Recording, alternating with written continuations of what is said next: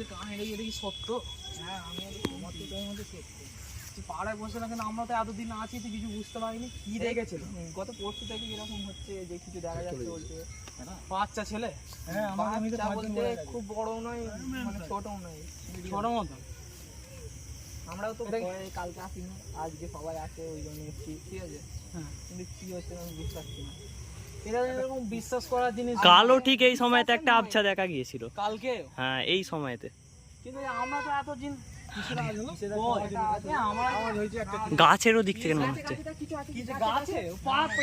না গাছে তো কিছু নেই। ওই ওই ওই ওই তো আস্তাগফিরুল্লাহ আস্তাগফিরুল্লাহ।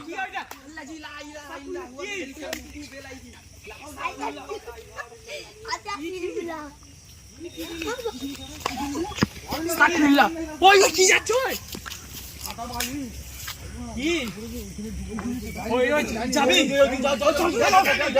ওই না না না না কেউ যাসনি যাসনি যাসনি যাসনি। কি হয়েছে? কাপড়ের মতন